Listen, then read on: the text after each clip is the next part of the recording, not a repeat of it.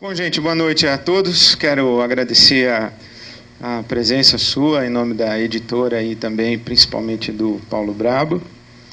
O dia, ou a noite, promete bastante e eu estou muito animado, entusiasmado e curiosíssimo para saber o que vai sair daqui dessa conversa.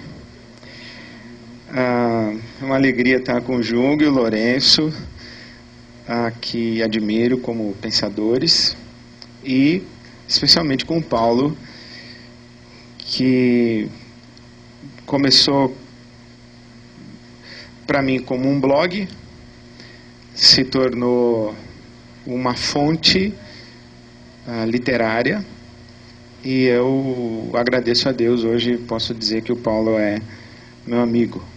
Então é uma coisa muito extraordinária a gente poder conversar entre amigos e tentar encontrar boas pistas para a nossa reflexão e o nosso pensamento. Eu queria começar dizendo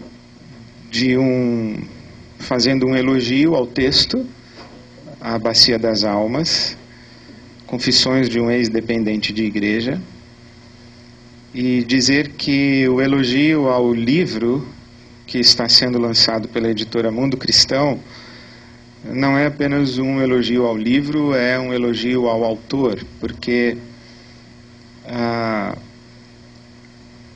característica da obra do Paulo Brabo, na minha opinião, ela é marcante num dos aspectos que eu mais admiro num autor e que considero imprescindível, que é a capacidade de dizer o que não é óbvio, mas com uma simplicidade que quando a gente lê, a gente fica quase com raiva de não ter percebido antes de tão óbvio que era. Então, se você gosta de pensar, se você gosta de sair da caixa, pensar fora do quadrado, e ser desafiado na sua reflexão, o texto do Paulo Brabo e o blog A Bacia das Almas são referências obrigatórias para você. Então eu começo o nosso bate-papo já com a apresentação do blog, que é a apresentação do livro. Eu vou esquecer agora o blog e vou ficar no livro. A Bacia das Almas é repositório final de ideias condenadas à reformulação eterna. Então eu pergunto a você, Paulo Brabo, considerando que um dos textos mais interessantes que eu li no seu texto aqui foi A Minha Fé Não É Aquilo que Acredito, que é o diálogo que você faz com Jacques Ellul sobre a distinção entre fé e crenças. E você tem um texto que fala que é o repositório final das ideias condenadas à reformulação eterna. Eu perguntaria para você e pediria que o Lourenço reagisse se não é perigoso para a fé cristã, que é uma fé baseada num livro, essa impermanência das ideias. Qual é o papel da crença correta e qual é o valor da ortodoxia para a experiência cristã?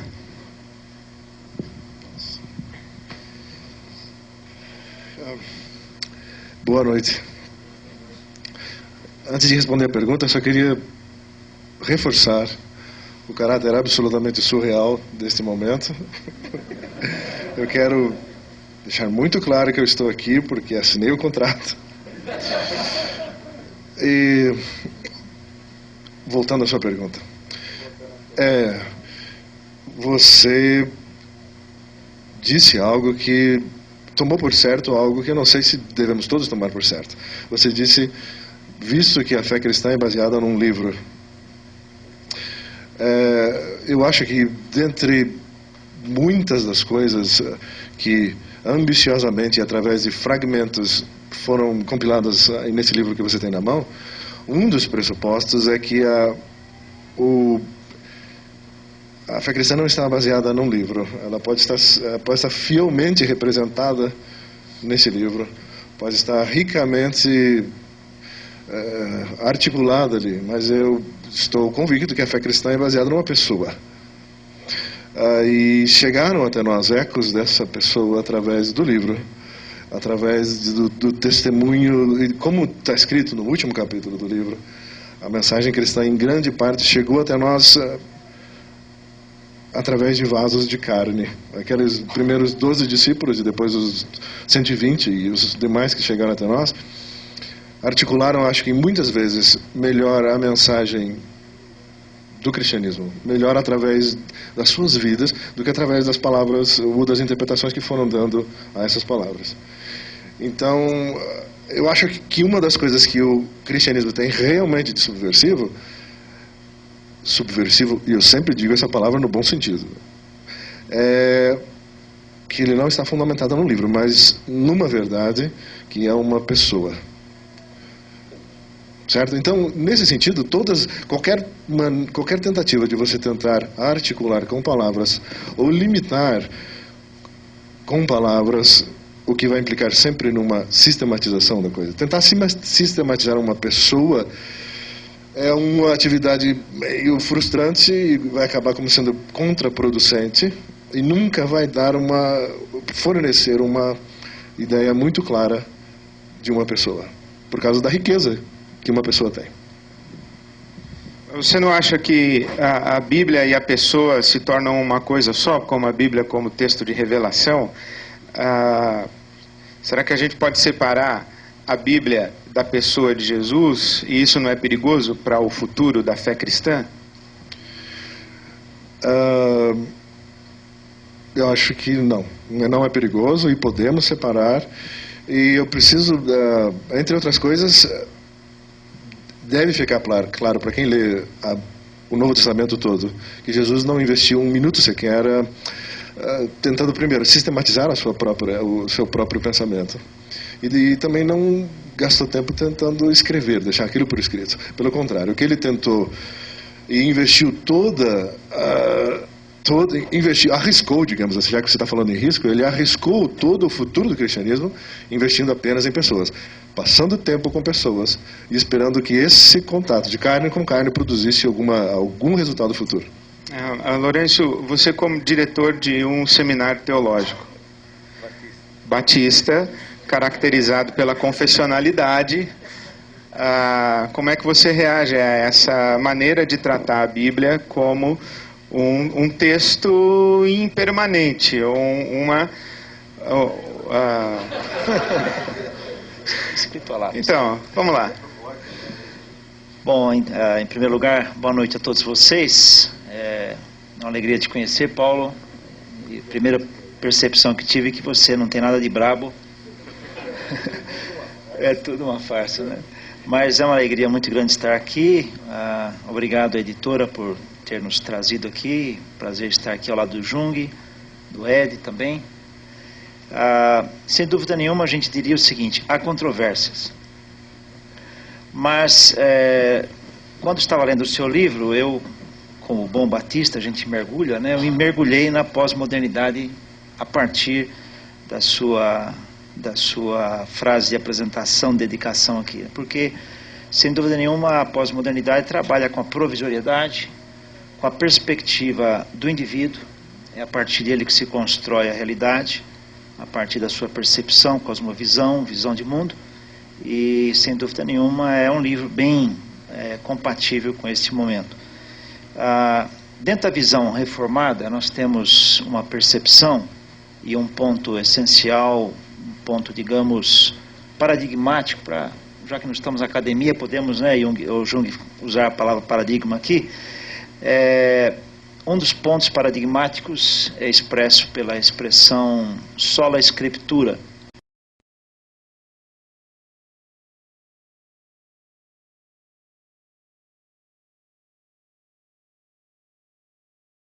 Uma vez que a igreja, até aquele momento, estava se fundindo com uma série de preceitos e tradições. Então, um dos pontos da reforma fundamental é este. Porque chega um dado momento que, sem dúvida, o Evangelho ele é expresso por uma pessoa, por Jesus. E eu não acredito que ele se expressa na cruz. Aí eu vou também escrever um outro livro, talvez, para a gente fazer o segundo volume seu. Porque o centro, para mim, da história cristã não é a cruz, mas a pedra removida do Calvário. Agora, sem dúvida, quando a reforma vem e resgata esse princípio da só escritura, sola escritura, ela quer emprestar ou dar à escritura um ponto de objetivação para compreendermos a fé cristã, porque senão ela fica muito no ponto do indivíduo, porque a fé não é só relacionamento, ela também é compreensão, e essa compreensão vem a partir de uma leitura de algo que foi deixado em herança, que é a própria Bíblia em si, né? Então, por isso que eu pensaria um pouquinho diferente de você. Eu penso até que a teologia ela é escrita a lápis, quer dizer, a cerca ortodoxa minha ela é até bem, digamos, tênue. A teologia é escrita a lápis, a Bíblia, na visão reformada, ela é escrita com tinta indelével, e ela passa a ser nosso referencial de compreensão da relação do homem com Deus, né? Então, essa é a maneira que eu tenho para compreender. Ela passa a ser, então, norma de conduta, nesse sentido. Tem uma visão diferente em outras crenças, mas eu pensaria nesse sentido. Porque aí ela me dá como referencial para eu analisar até a minha percepção. Senão eu vou cair no que Schleiermacher trabalha muito a religiosidade como só experiência e não só compreensão também. Eu creio que é tudo isso, não só isso. Aí tá vendo que já começa complicando, né? Fica esse papo de ideias impermanentes. Você aí dá falou nisso. que a Bíblia é impermanente, cara. Não, eu falei que as ideias que você tem baseadas na Bíblia estão condenadas à reformulação eterna. Essa é a impermanência da crença. Se eu falei da Bíblia, desculpa aí, não era o que eu queria falar, impermanência da crença. Mas você começa o livro já citando Kierkegaard. A questão é simples, a Bíblia é muito fácil de entender, mas nós cristãos somos um bando de vigaristas trapaceiros, fingimos que não somos capazes de entendê-la, porque sabemos muito bem que no minuto em que a compreendermos, estaremos obrigados a agir em conformidade. Tome qualquer palavra do Novo Testamento e esqueça tudo a não ser o seu comprometimento de agir em conformidade com ela. Meu Deus, dirá você, se eu fizer isso, minha vida estará arruinada. Como vou progredir na vida? Aqui jaz o verdadeiro lugar da erudição cristã. A erudição cristã é a prodigiosa invenção da igreja para defender-se da Bíblia. Eu perguntaria a você, Jung, a teologia é um mal necessário? Não, é verdade, porque nós temos uma coisa muito interessante nessa nossa conversa. O Lourenço começou a resposta dele falando assim, a tradição reformada, o Jung, professor Jung Mossung, é um teólogo católico. Nós temos perspectivas diferentes. Por exemplo, quem veio primeiro, a revelação ou a igreja? É a palavra que dá origem à igreja ou é a igreja que dá origem à palavra revelada, à Bíblia Sagrada? Essa é uma discussão muito interessante. Então, o debate teológico, a teologia é um mal necessário? A gente faz teologia para fugir de Jesus e fugir da Bíblia? Primeiro, boa noite. Eu estava pensando que você estava fazendo pergunta para o Paulo Bravo. Eu estava tranquilo aqui, de repente, no final você vira para cá. Prazer estar aqui. E eu acho que ou eu mudei, ou o mundo evangélico mudou muito. Porque uma vez eu fiquei traumatizado num encontro de presbiterianos, coreanos, brasileiros e americanos, no Mackenzie, e o único homem sem paletó e gravata era eu, que fui dar conferência de manga curta. Eu fiquei tão traumatizado que encontro de evangélicos vou de paletó. Agora eu sou o único católico de paletó aqui. Eu acho que... Aí um batista veio de chinelo, outro veio sem meia.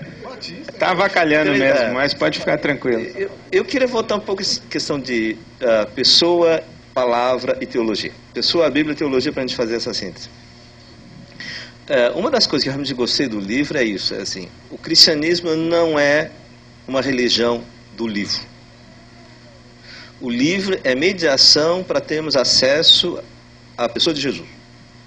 Eu acho que essa é uma coisa muito importante. Porque houve todo um processo de helenização, né, do cristianismo, de transformar em doutrinas corretas, que era no fundo a tentação do gnosticismo. A salvação vem pelo conhecimento, né? E aí, como o Bravo coloca no livro, muito bem, e no cristianismo um setor pegou isso, a salvação vem pelo conhecimento correto. e não pelo conhecimento secreto como eram os gregos. A questão é que nós não temos acesso a Jesus sem o texto. Senão a gente começa a inventar. Eu sempre costumo brincar, assim, olha, você pode ter uma certa liberdade na hora de interpretar texto bíblico, mas não pode dizer que Jesus foi uma moça chinesa que nasceu no século XVI em Hong Kong. Não dá. Então, você tem um certo limite, né? Então, eu acho que você precisa disso. Então, eu acho que a gente não pode separar o texto da pessoa, mas a gente deve distinguir. E seguir uma pessoa não é seguir o que ele disse, no sentido assim, a palavra, né? É seguir o que ele faria hoje. Aí eu acho que vem a intermediação do Espírito Santo. Então, uma das originalidades do cristianismo em relação às outras grandes religiões é que nós temos uma compreensão trinitária do Espírito de Deus, não somente para complicar a cabeça da gente, mas para permitir, né, a possibilidade de repensarmos como Jesus faria hoje. E quem pode nos ajudar nisso? É uma reflexão teológica. Nesse sentido, a reflexão teológica é uma reflexão necessária. O problema é que a tradição teológica ocidental é uma tradição fundada em conceitos. Então, ao tentar colocar num conceito correto a pessoa de Jesus hoje, ou o Espírito do Cristo ressuscitado hoje, ela se torna uma má teologia. Agora, o problema é que teologia só pode fazer através do conceito. Então, nós temos um problema. É necessária, e só que a sua forma de fazer acaba fazendo errado. Então, como é que a gente sai dessa? É perceber que nós precisamos fazer isso, mas devemos relativizar o que nós fazemos. Então, a teologia é necessária, mas as conclusões da teologia precisam ser relativizadas. Relativizadas pelo quê? Porque você relativiza alguma coisa com outra coisa. Relativizado pela experiência espiritual da comunidade. Então, eu acho que o teólogo não deve ter a última palavra. Quem deve ter a última, primeira e a última palavra é a comunidade de fé. A comunidade de fé deve levantar questões para a teologia, para os teólogos, para que os teólogos ajudem com a sua reflexão, mas é na experiência espiritual da vida comunitária e no mundo é que as pessoas vão dizer, olha, essa teologia funciona, essa teologia ou não funciona. E eu acho que é por aí. E só uma coisa assim, muita gente vai ler esse texto como um texto de pós-moderno. Eu acho que não. Por acaso, eu tinha grifado um texto que mostra que não é pós-moderno, apesar de relativizar dogmas, nem tudo que relativiza dogmas é pós-moderno, e diz assim, quem não esteve numa casa repleta, ele fala da casa cheia de gente, não tem como saber o que é sentir-se acolhido. Quem tem todo espaço para si, que é o sonho do mundo pós-moderno, contemporâneo, uma casa enorme só para si, acaba privado de descobrir que o mais precioso é o espaço preenchido ao seu redor. Eu achei muito bonito, poético, filosófico, né? Então, eu acho assim, é um livro que foge das classificações tradicionais, né? Assim como a teologia hoje deve fugir das classificações tradicionais que a gente tem guiado e procurar um outro caminho. Eu acho que nós estamos vivendo um momento dentro da chamada igreja evangélica, ou pelo menos dentro de um segmento, em que a palavra ortodoxia está sob júdice, está sob, na verdade não só sob júdice, mas sob condenação mesmo. E eu queria dar a minha opinião que esse texto é um texto que nos obriga a repensar o quanto o cristianismo depende de doutrinas corretas. A palavra do autor é que o cristianismo sobrevive às doutrinas porque ele é baseado numa pessoa. E isso é uma chave para você ler esse livro e para você ler, inclusive, o que pouco de teologia que está sendo feito hoje no nosso país.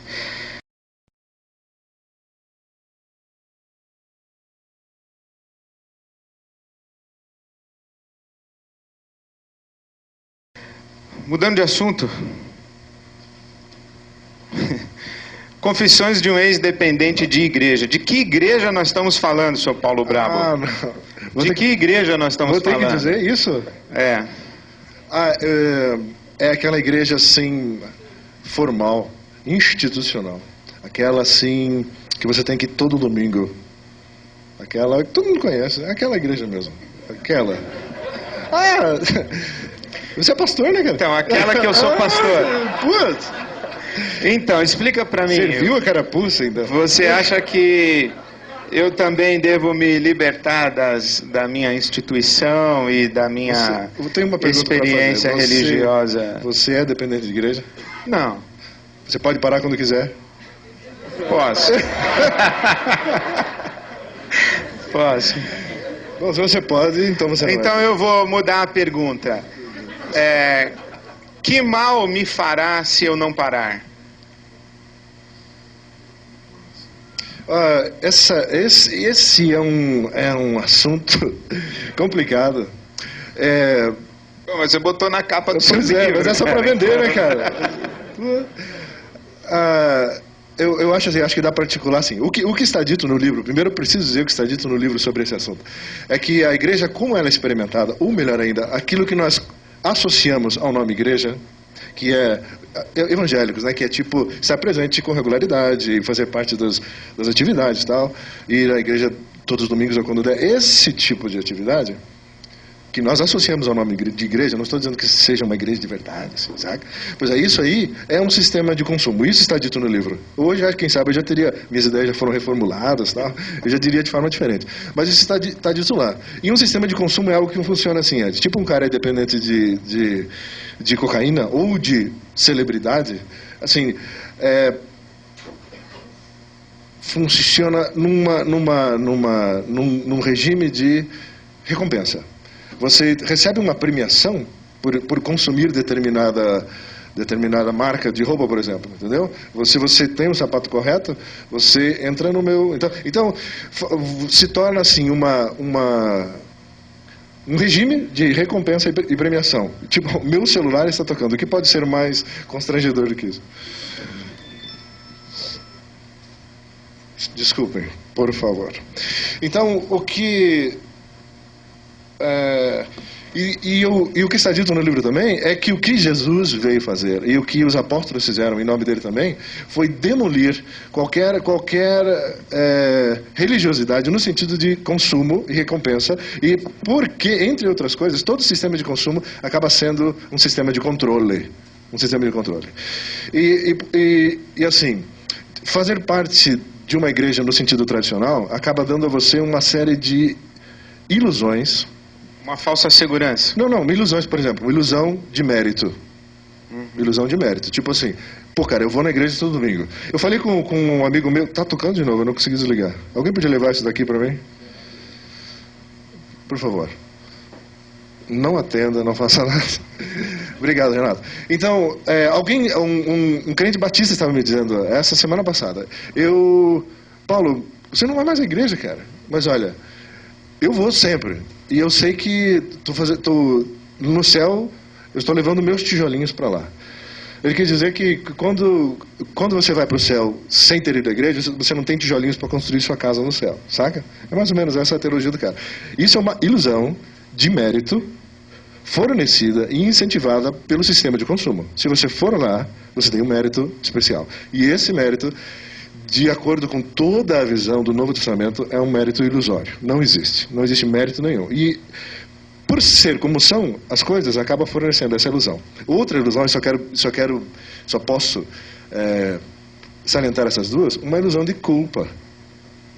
Porque se você não vai à igreja um domingo, ou 2 ou 3 domingos, ou se você não faz parte dessa atividade, ou se você não é visto com certa frequência, justamente porque todo mundo espera a legitimação de que você é um cara legal, você não vai abandonar a igreja, todos querem a legitimação de você continuar comigo, você tem a ilusão de culpa. Se você larga a sua igreja, é culpa, cara, muita culpa, entendeu? Se eu não frequento a minha igreja há 10 anos, digamos,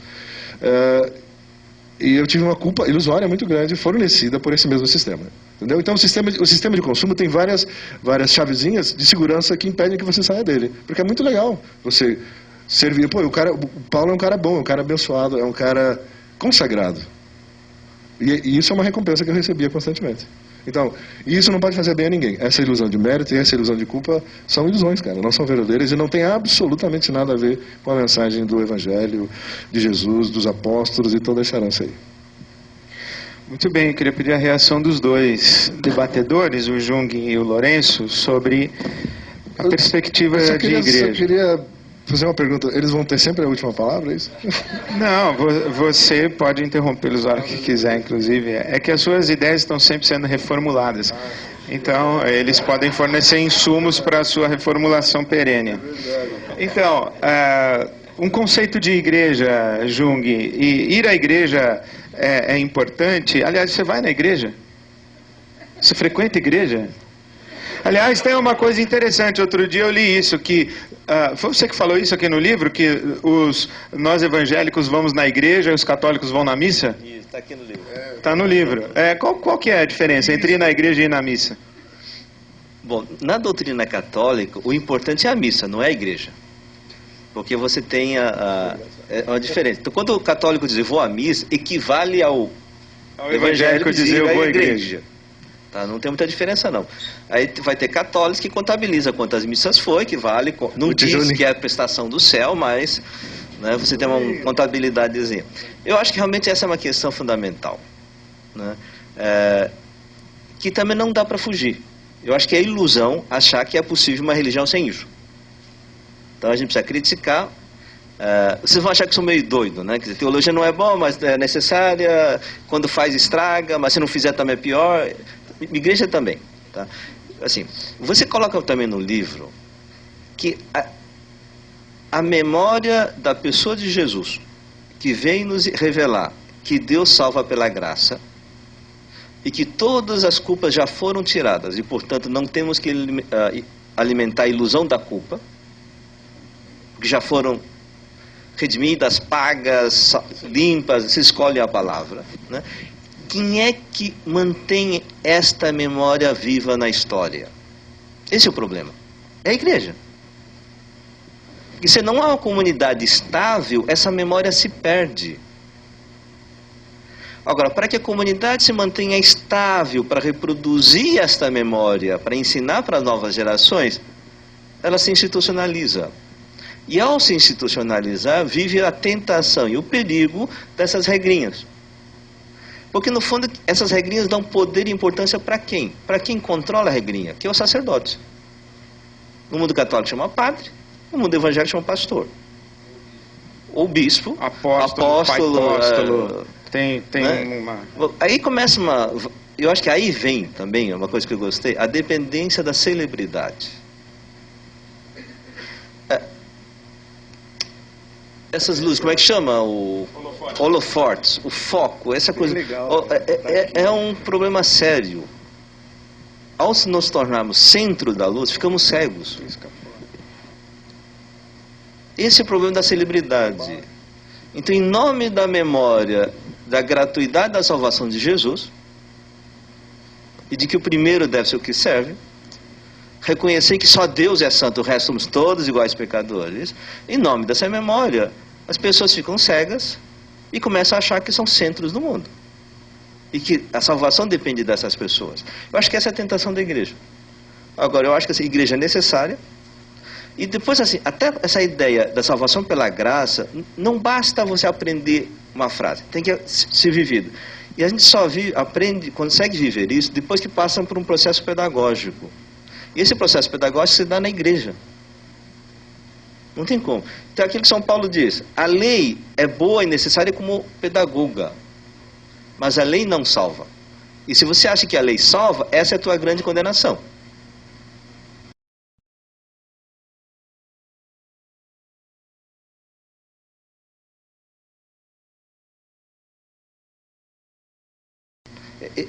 Eu acho que esse é o desafio da igreja.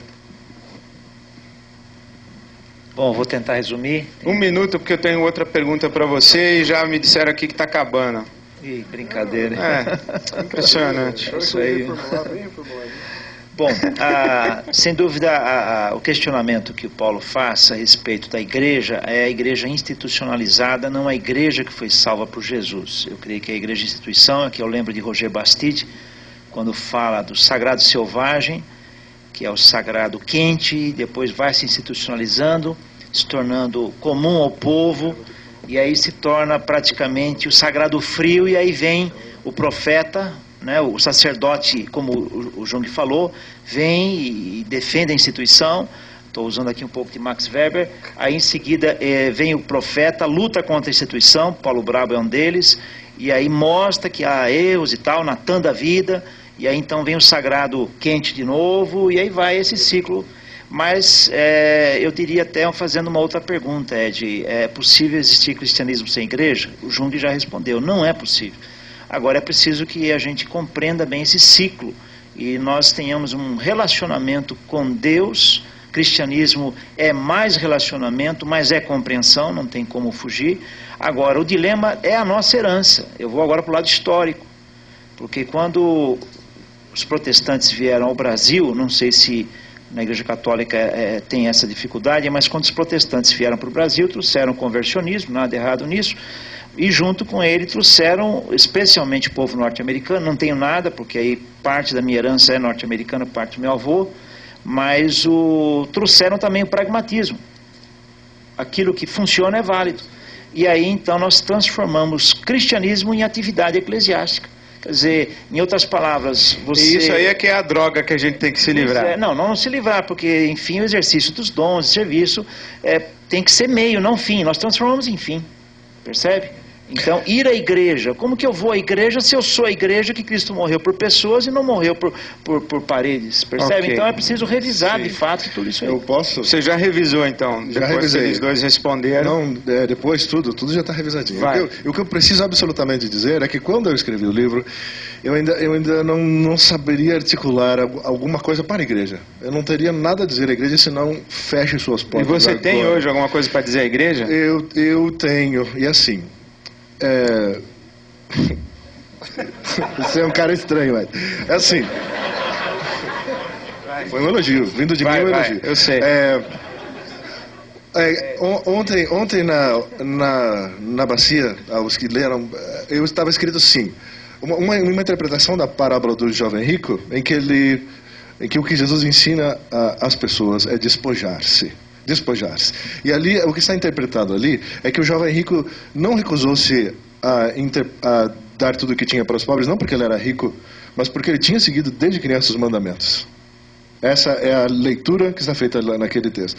Então, para ele, de repente ele nem era tão ligado na riqueza, mas ele era muito ligado nos mandamentos.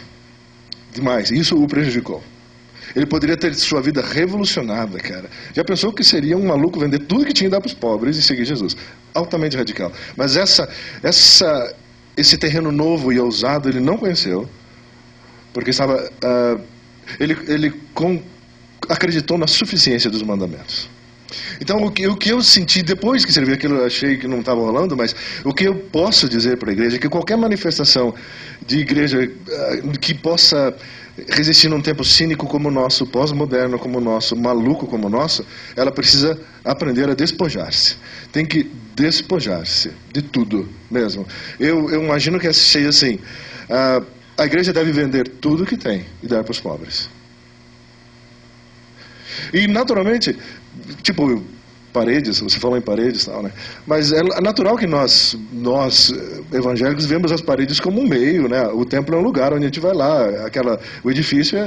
Lógico que a gente não tem apego às coisas, né? Não é o apego às coisas que nos impede de vender toda a sua igreja e dar para os pobres. É o apelo aos mandamentos, cara. Saca? Eu apelo àquilo que você sempre foi feito dessa maneira. E enquanto a igreja não ousa, porque eu acredito na igreja, sim. Eu falei que não acredito na igreja institucional, mas a igreja é uma subversão que precisa ser exercida de alguma forma. Mas é muito confortável exercê-la dentro do lugar ali.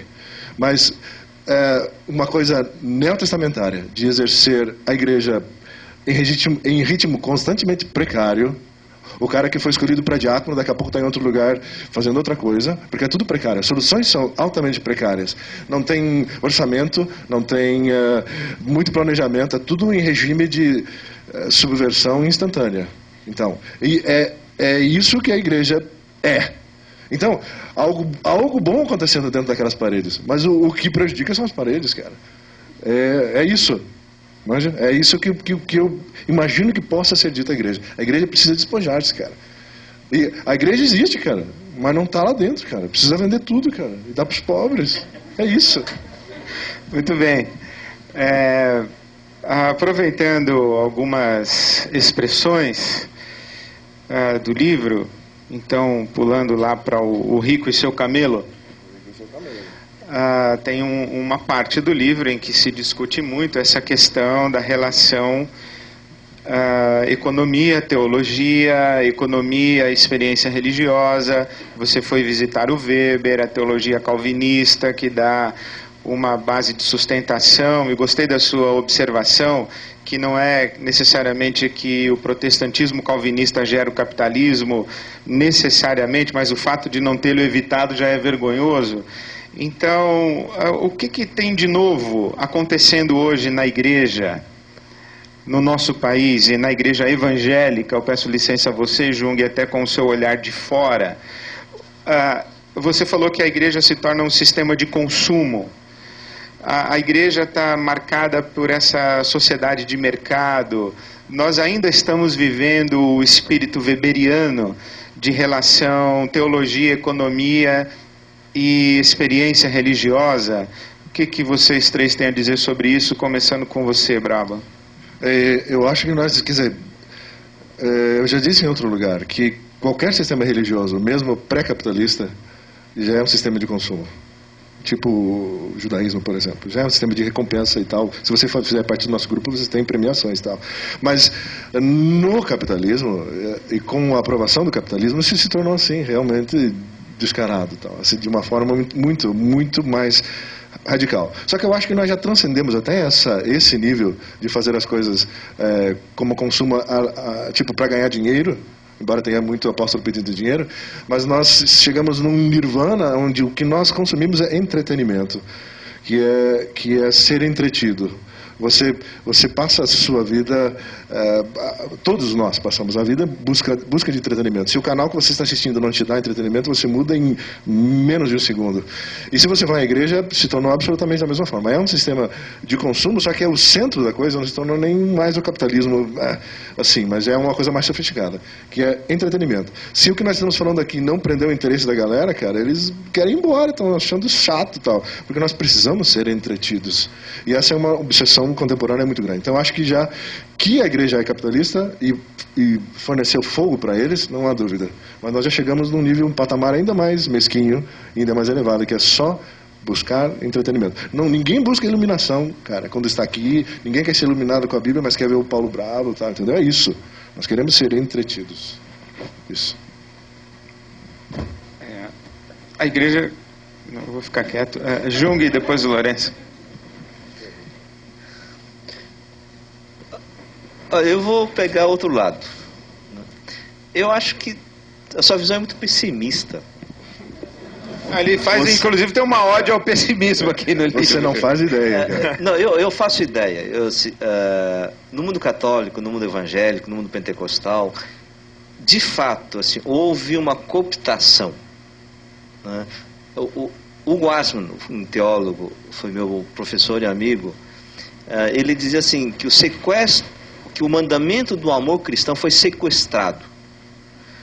O cristianismo é amar o próximo como a ti mesmo, porque você não pode amar a si se não amar o próximo, não pode amar o próximo se não amar a ti.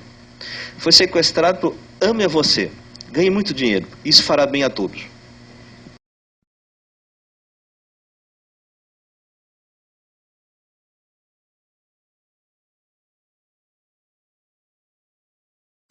Eu vim anunciar a Boa Nova. E em que consiste a Boa Nova? Que Deus morreu na cruz. Isso é uma coisa de louco. A Boa Nova é que Deus vence. E a Boa Nova que ele vem dizer é que Deus morreu na cruz. E ele, obviamente, entende o que significa, é completa. Isto é escândalo e loucura, mas para nós é a Boa Nova da salvação. Portanto, a gente não tem que procurar a ação do Espírito Santo nessas grandes. A gente tem que procurar em um monte de comunidades, onde as pessoas repetem linguagens religiosas ultrapassadas, pré-modernas, pós-modernas, não importa, sacrificiais, porque as pessoas repetem a linguagem que aprendeu, porque é a única linguagem religiosa que tem, mas que na sua experiência, na sua esperança, na sua vida, tem uma coisa diferente. Então a gente tem que começar a olhar outros lugares e descobrir que o Espírito Santo sopra onde a gente menos espera, porque ele sopra onde ele quer. Não está nos controles das redes de TV ou das grandes igrejas, né? Então eu acho assim, eu acredito nessa igreja, e essa igreja também precisa ser institucionalizada. Eu nem lembro mais qual foi a pergunta, né? Mas eu acho que e isso tem a ver, tem uma dimensão do consumo? Tem. Consumir não é ruim. O pobre tem problema porque não consegue consumir comida, não consegue consumir bebida, não consegue consumir casa, habitação, uma boa vida digna. O problema é fazer do nível do consumo a condição da dignidade humana, né? Eu acho que a gente, assim, eu não acho que a solução também, assim, olha, todos os cristãos devem viver como mendigos. Não funciona a vida assim, dessa forma.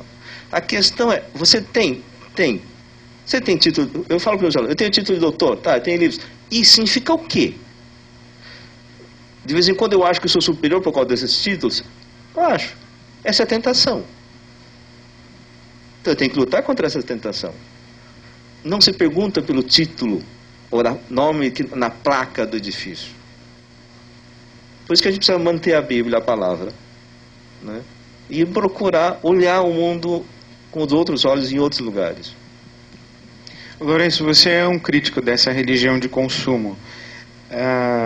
Você diria que a igreja evangélica, que sempre chamou para si o protagonismo da representatividade do cristianismo, até porque ela precisou disso para reagir ao catolicismo de onde ela sai, a igreja evangélica perdeu isso? Ela se tornou tão promíscua quanto aquilo que ela combatia?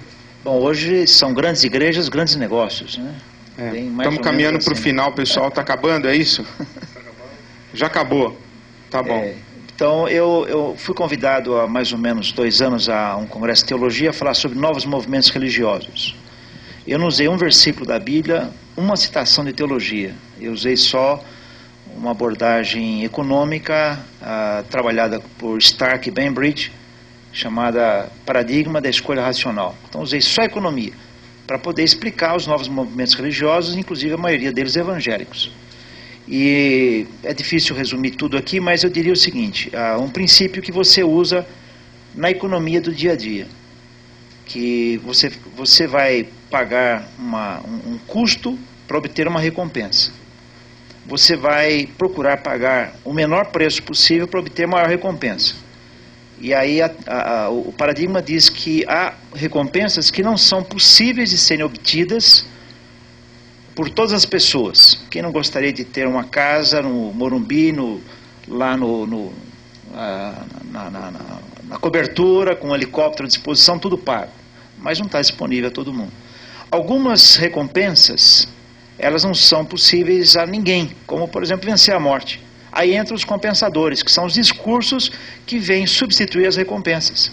E a religião aí começa a entrar. A religião passa a ser a maior fornecedora de discursos. Fulano morreu, bom, descansou, tinha que descansar, né? Coisas assim.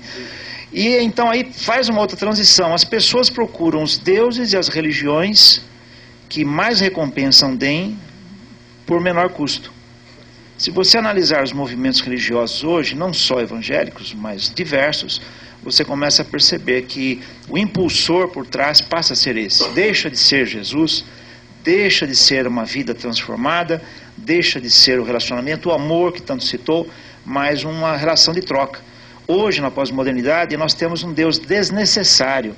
Não é preciso de Deus, eu sou Deus. Mas Deus se torna necessário para que eu possa me impostar mais. Então eu transformo Deus num fornecedor de bens simbólicos para mim, que venha me trazer benefício. Então Deus passa a ser esse fornecedor. De Senhor passa a ser um garçom, um servo. E o Evangelho é transformado em mercadoria. Esse praticamente é o círculo hoje que nós vivemos. Esquecemos que a porta do céu é estreita. E o João que falou muito nisso. Jesus, as grandes obras que fez, não foram com as multidões, não foi com a multidão, mas foi com os pequenos povos em si, né? Então, nós precisamos, de fato, eu creio que a obra do Paulo Brabo, ela é interessante, é provocante, você não vai acreditar em tudo, e muito você vai acreditar, mas ela vai te ajudar muito a repensar o Evangelho, a reler o Evangelho, a reler o que você faz como cristão no seu dia a dia, no seu domingo, né? E então, aquele corinho antigo que tinha, né? Aquela canção, quem trabalha no domingo do Senhor está roubando. Então, é um dilema, né? Para nós que somos pastores, você mais que pastoreia, né? Mas eu nós já nos libertamos dessa droga e não somos mais dependentes disso. Então, Paulo Brabo, o seu boa noite final, sua conclusão. É muito curto, eu só queria repreender os meus dois colegas aqui por terem cometido a indelicadeza de terem sido mais interessantes e mais pontuais do que eu. Muito obrigado. Vocês me emocionaram muito. E o que eu queria terminar dizendo, já que essa é a pegada do livro, sobre o lance da dependência da igreja, eu quero dizer o seguinte, eu quero esclarecer que eu acho que existem muitos sentidos, em muitos regimes, em que a dependência é uma coisa positiva. Por exemplo, a dependência entre um casal, por exemplo, rola uma dependência, algum regime de dependência rola. E entre amigos rola dependência.